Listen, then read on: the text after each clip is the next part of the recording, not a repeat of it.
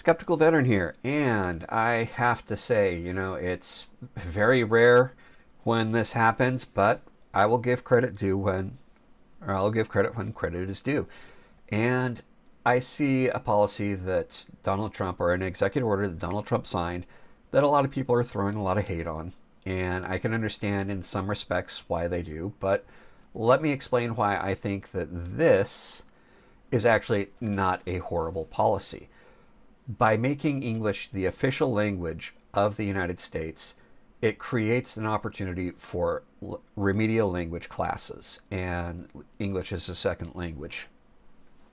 Now, there's a lot of programs like that already out there, but by making it the official recognized language at the government, at the federal level especially, there's a lot of opportunity now for federal grants and educational programs to help immigrants adopt English as their new language. Likewise, there's a lot of Americans that don't speak English very well, and I could see this as even being an improvement that we could make on ourselves. When I lived in Europe, when I was stationed in Germany, the Germans that I would talk to daily, I mean, they spoke German and English fluently. English is taught at the same time as German. And then on top of that, they would speak other languages on top of that. Most of them would speak German, and Czech was a popular one for where I was because I was not far from the Czech border. But there's a lot of German and French, German and Dutch. And that's one of the things that really sets the United States apart is we are primarily monolinguistic. I mean, there's a lot of people that speak English and Spanish. There's people that speak English and Russian, English and French, Chinese. But by and large, if you look at the American population, the typical American speaks English. And like I've said, not always very well. So by creating an official language, a mandate for an official language, it does create the opportunity for bettering the understanding of that language and bettering its use. Now then, some people are saying that this was just a ploy to kind of go after the less intellectual, shall we say, the whole America, this is America, speak American.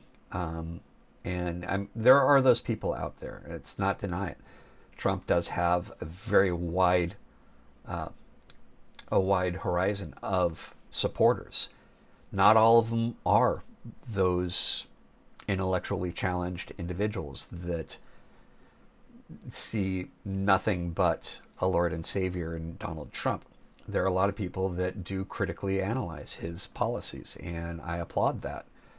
And as I'm doing here, even, it's if he does something that I can see a positive to, I am the first to call out there is a positive to this.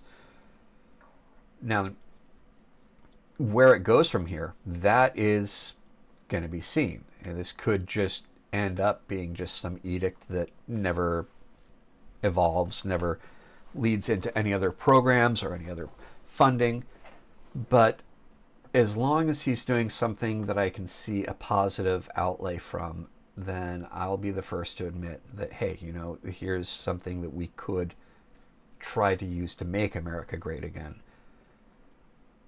Outside of trade wars and things like that, which I really am really anxious to see where all of this craziness goes.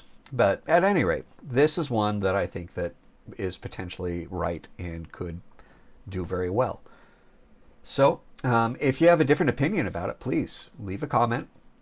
Send me an email, skepticalveteran@gmail.com.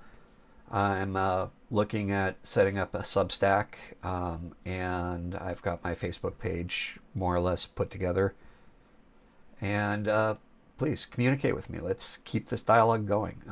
Tell me if there's some other aspect of this policy that you see as being good, or some aspect of this that you see as being negative.